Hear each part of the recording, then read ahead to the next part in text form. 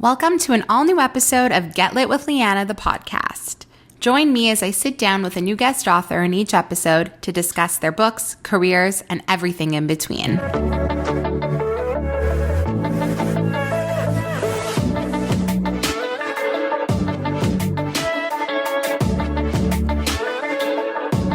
Today, I'm sitting down with indie romance author Tarah Dewitt, who wrote the new book, The Co-op, but you may recognize her from her previous books, Funny Feelings and Rootbound. Today, we got into talking about some of the best tropes that she uses in this book, how she creates her lovable main characters, all about the steam, and of course, what she's working on next. Without further ado, our conversation starts right now. Welcome to the podcast. I am so excited to have you here. How are you?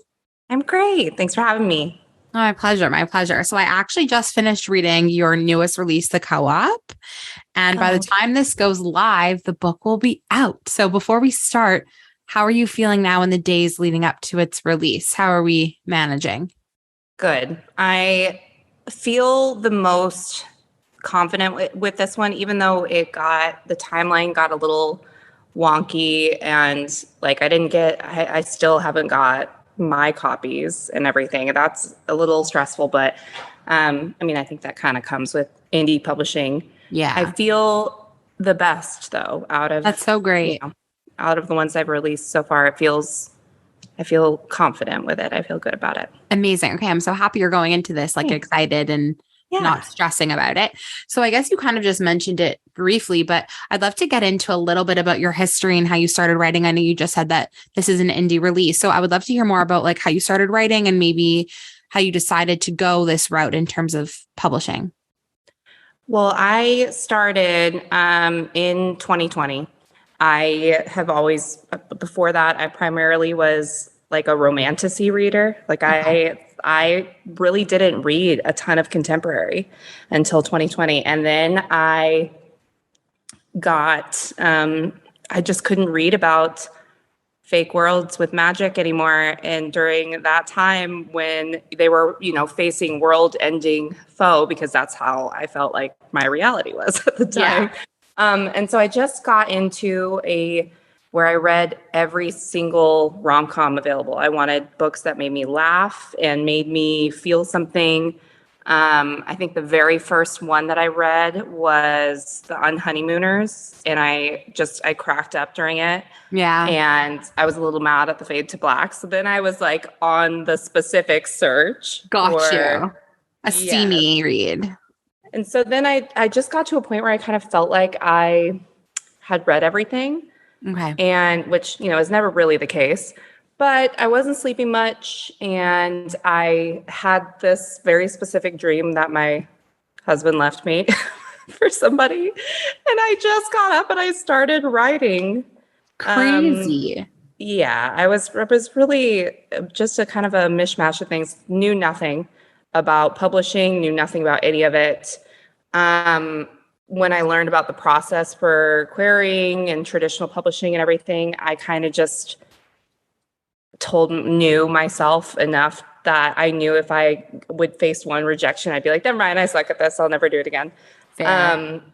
So for me, I had a good group of friends that were like, you put it out there, see what happens. Yeah. And I had one friend who has been on Bookstagram for a few years, and she, was really pushed me, just you read more than anybody I know anyway, start a book account.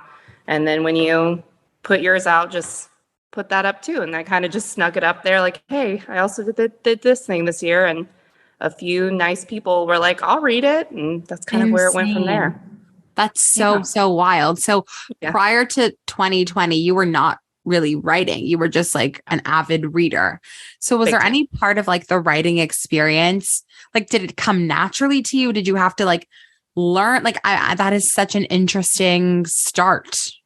I think it's kind of one of those things where you learn the natural rhythm of the genre that you really immerse yourself in. And so I kind of felt like I did that, but then and the more I kept writing, the more I had a very clear where I wanted to go, what points I wanted to hit with it. Mm-hmm. And I didn't know, again, I really didn't know anything about like how long it should be or anything like that. And then when I decided, okay, well, if maybe I'll put this out there for other people to read. Yeah. Maybe I should make sure, maybe I should check on some of those things. And so then I kind of did a little bit more research, and, it all kind of lined up.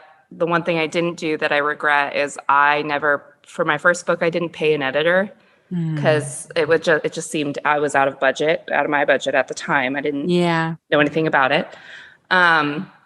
Would never do that again. If any people are listening that want to write their first book, just wait, be patient, and invest in yourself. Like, believe in yourself enough to invest in that, because that was the biggest. I had to go back and, it still has a couple of little hiccups in it, but I had to go back and fix a lot of stuff later. Right. Yeah. Insane. So you wrote Funny Feelings was your first book. Am I correct in understanding that? Rootbound was my first book. Rootbound. And then what was like the timeline? That's kind of where I was going with this question. Like, how much space did you leave between each of these books? So I started writing Rootbound in, I think I wrote it within the span of a few months. I put it out last November.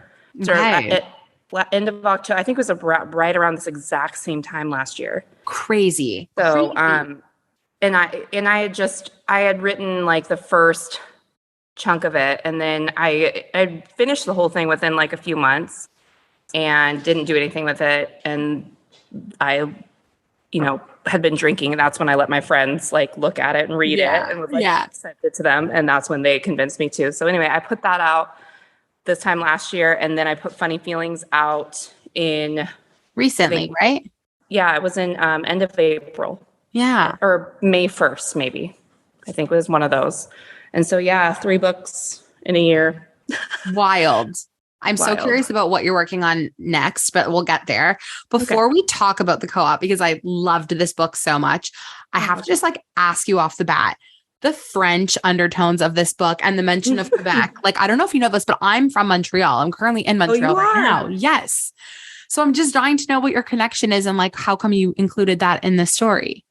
It just, I don't know French. I wish I did. Okay, so then how did you have French in the book? Like, how did you do that?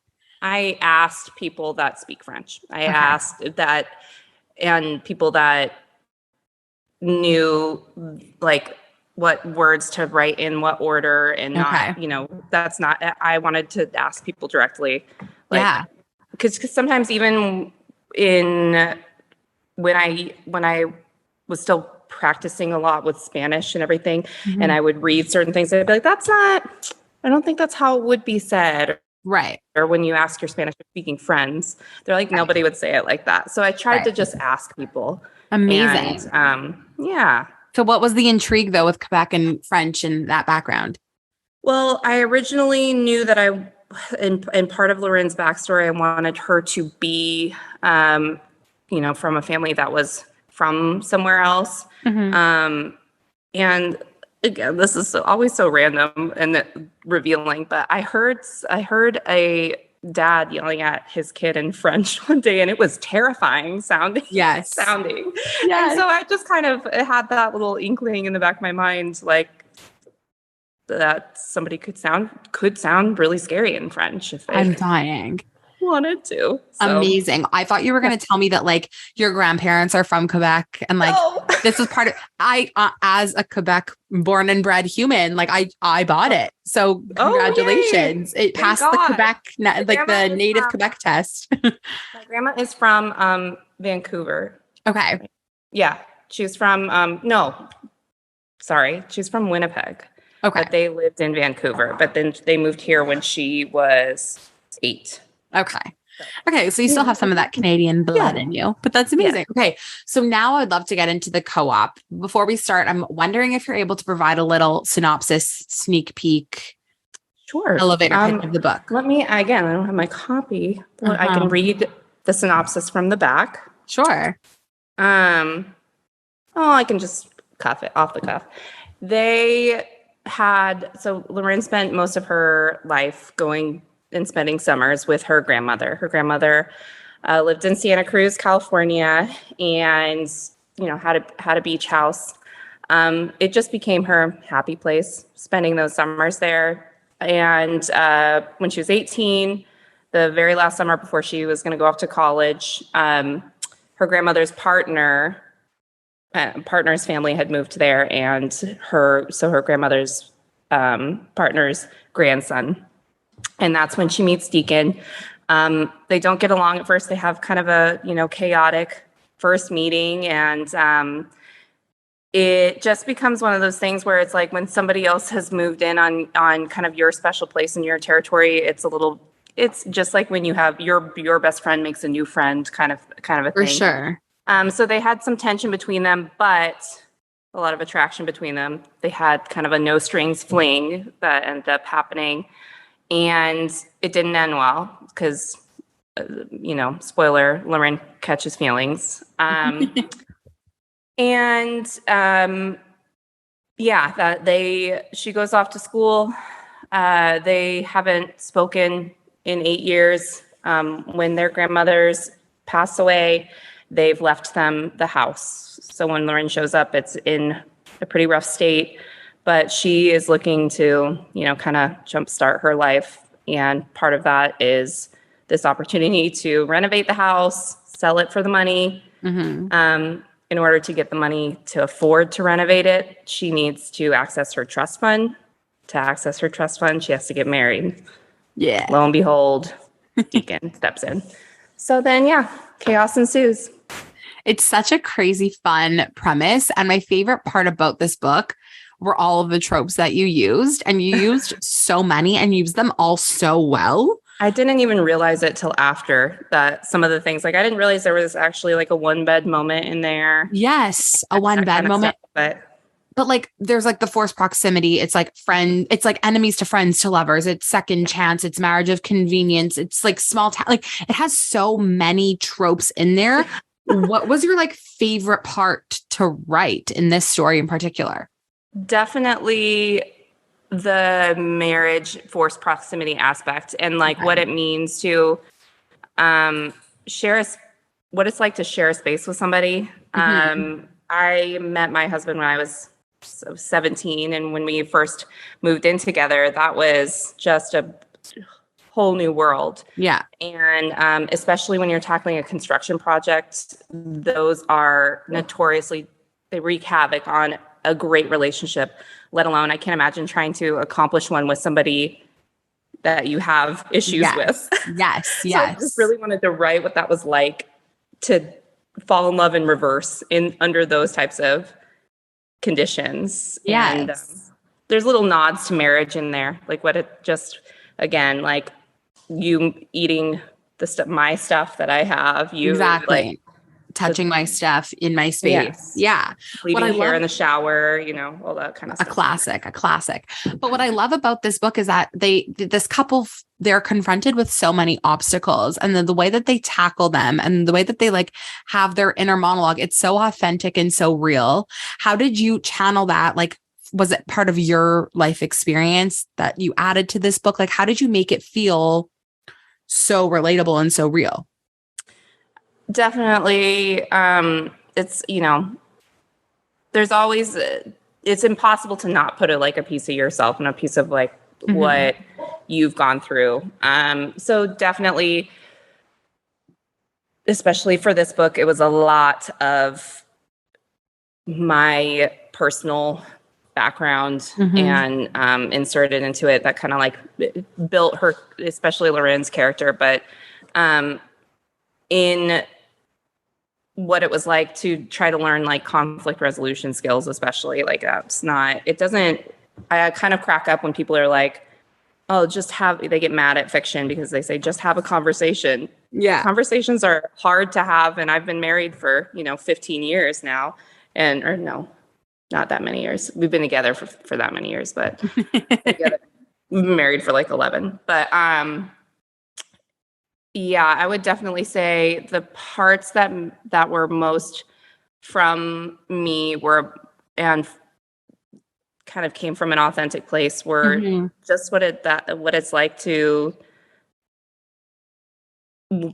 try to be vulnerable, but when it's hard to be Right. like, and try to get close to somebody and try to while still trying to be true to yourself and feel protective of yourself. So It's actually a good segue. I was telling a few people that we were recording this episode. I'd love to keep these like guests kind of secret, and I don't like to tell people in advance. But I was telling a few people because so many people have been posting about the co-op. So a few of those people I've been like, I'm interviewing Tarah this week. Do you have anything you need to know? And I can't wait. the consensus across the board that everybody's just like dying to know is how you create your characters, because everybody, and like me included, are obsessed with your female leads, all of them for different reasons, Thank you. mostly because again of how like flawed they are, but how honest they are and how strong they are. But then there's the other side where people are just obsessed with like your heroes and like your male main character. And they're just like so swoony and steamy and perfect. So everyone's just like asking me, they're like, I hope you ask her this. Like everyone wants to know how you create these characters and make them so believable and make them so lovable, even if they are flawed. Oh, that's like the biggest compliment, especially I think with this book. Well, and I said this with Funny Feelings too, because stand-up comedians, there are people that are like, that is not for me. I don't understand why anybody would do that. I don't like it. Don't like the, and I mean, I opened that book with a joke about diarrhea. Like I was like, I want to turn people away right away or, invite whoever's going to enjoy it into it. Yeah. I think that there's just something, I think that that's when it becomes important to kind of stick to your why, like why this story, why do you want to write these characters? And that's kind of good to remind yourself along the way. With Funny Feelings, I wanted to write people that like characters, especially in Farley, that were loud and out there and put themselves out on display, because then I can draw from my own personal experience, like what it's like. I'm not a stand-up comedian, but I know what it's like, the creative process is like for trying to write a book, and what it's like to put your work out there to try to elicit a response and entertain people.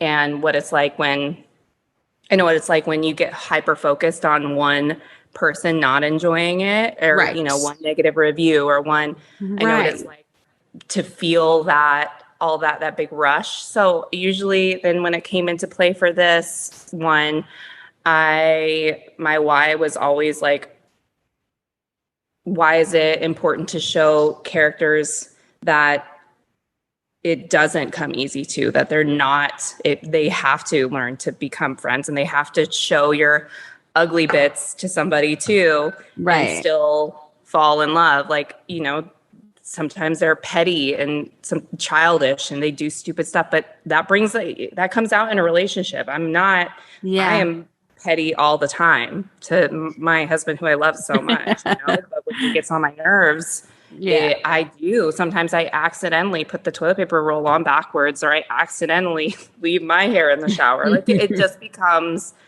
important to stick to your, like, if I find that my stories are better when I am writing from a place that can be authentic. So I can ask myself, why do I want to show these characters? Why do I want, and then they become like their own too. They don't feel like the same people, but with, different facial features in each book. They kind of stay their own. So, yeah. And then what about the men that you write in your books, your heroes? Like, where do you draw inspo for like the swooniest moments ever, steamy moments? Like, oh gosh.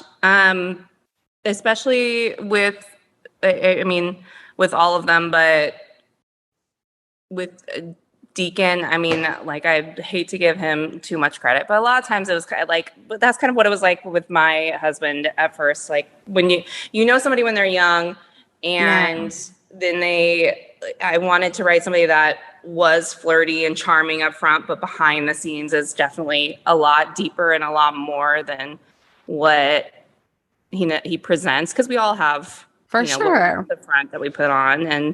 And with Meyer, definitely when it came to like being a parent and the things that come with that kind of stuff, I just know what it's like from my own standpoint, and how you kind of change but don't, like, you're still the same person, but then you realize like just how you interact with people changes and everything. But I definitely just and then I think of like what I would want somebody to say to me. Yeah, like a Or fantasy how I would land. want somebody to act in those Yeah. situations. I love that. And can apply it to make sure it makes sense for them. It wouldn't have made sense, if Meyer all of a sudden was like alpha, dirty talking, Right. you know, Right. It has crazy to man. fit within their personality for sure.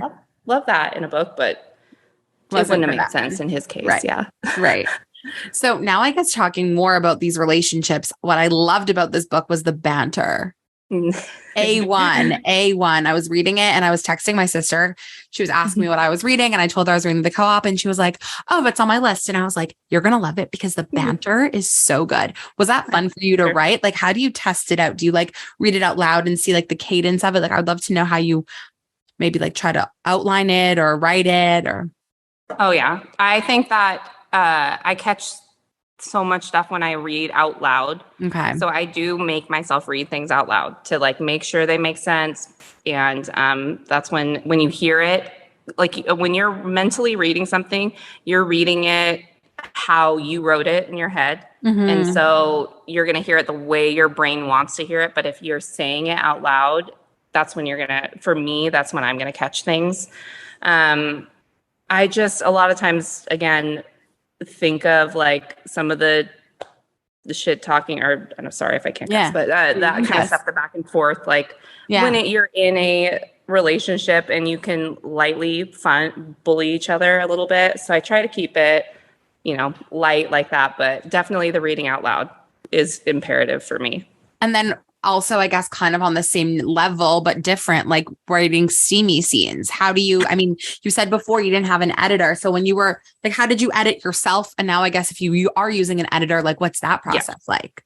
Well, I definitely used one for my last two books, for this book and for Funny Feelings. But just making sure you're not like repeating the same words and everything, and like trying to make sure they make sense. And sometimes I read stuff and even like with somebody has a major like size difference, but his hand is over here and he's supposed to be back there. Yeah. So a couple of times I've had to like recruit, my husband and just be like, just stand here for a second. I just need to figure something out. But it's all in good fun. You just have to. I love that. Read it out loud and make sure you can picture it. I've always been one of those people that when I'm reading a book, I try to picture it like a movie. So if I can't, then it's going to bother me. So Fair.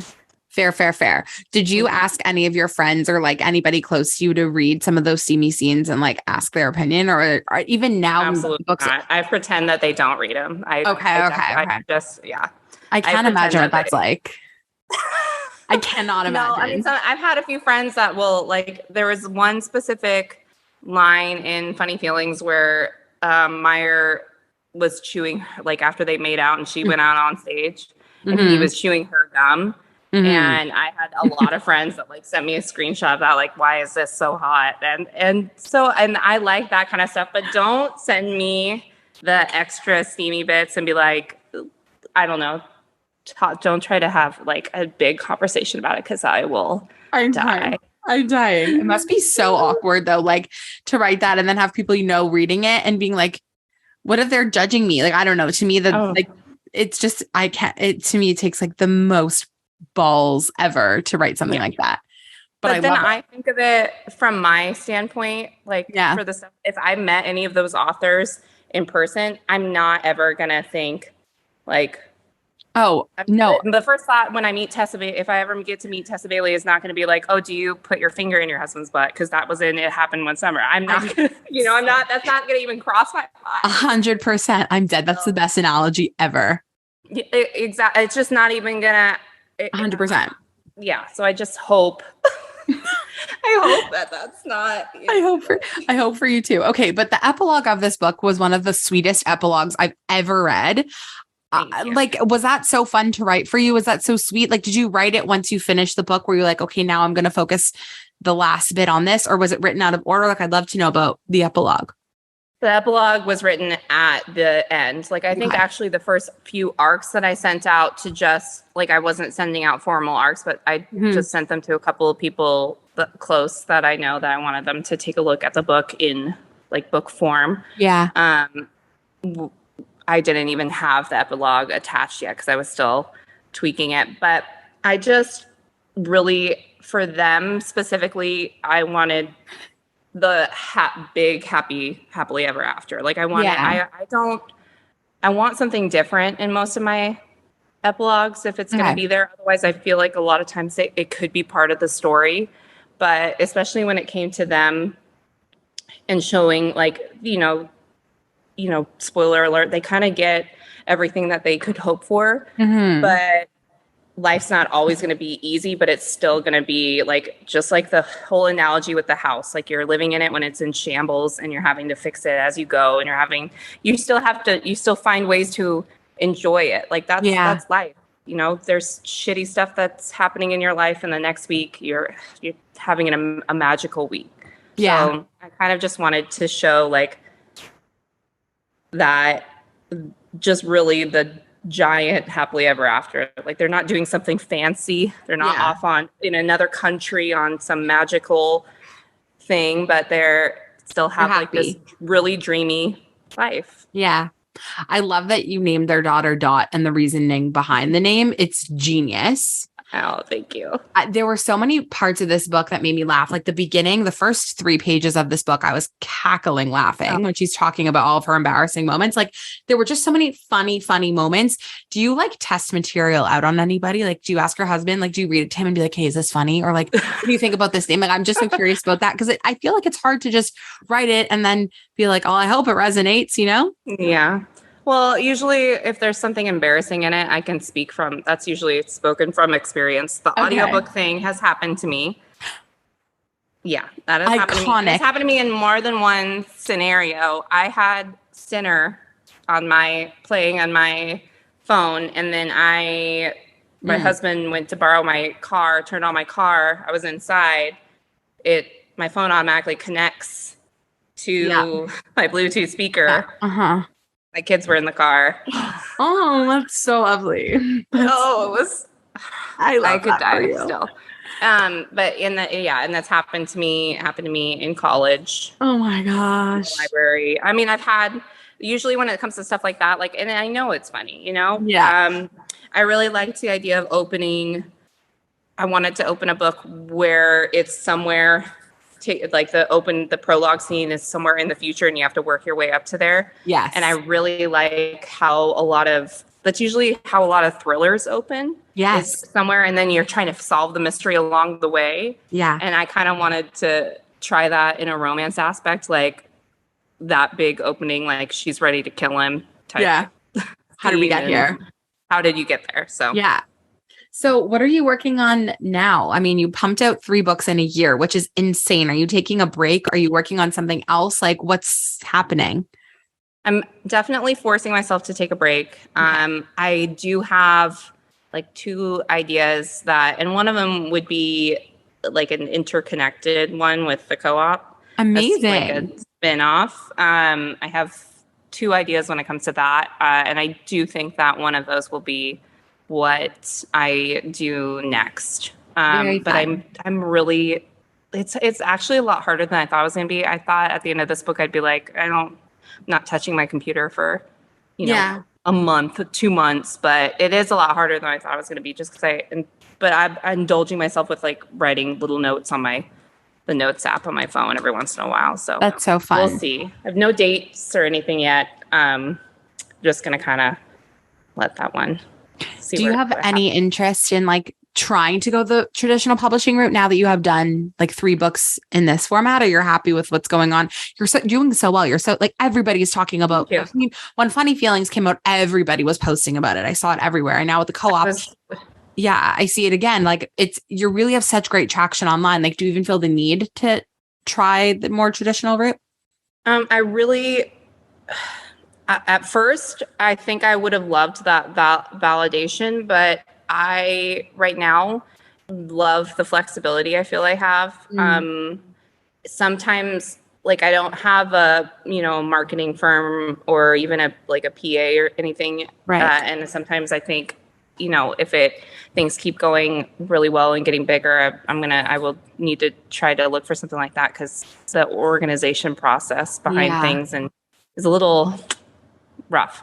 I'm But sure. because it's me, myself, and I in my Yeah. kitchen trying to put together, boxes and things. But I really just like the flexibility. I'm not opposed to the idea one day, but it would be really hard to wait, like to write something, finish it, and have the patience to like wait a whole Year or whatever. giant Yeah. timeline to like get my work out there. And so I think we'll just see, I guess. I'm Yeah. not entirely closed off to the idea, but it would have to really work on all fronts, I Right. think. And you have such a good thing going right now. So why rock Yeah, the I'm boat? really happy. Yeah. Good. You should be. I'm very excited for you. Thank you. Pleasure. Okay. Well, I feel like that's it. We like talked about this book. I'm Oh, so excited for everyone to read it. And thank thank you you. so much I'm for so taking the excited. time. This is Thank so you for fun. having me. I My love it. pleasure. It My was pleasure. perfect.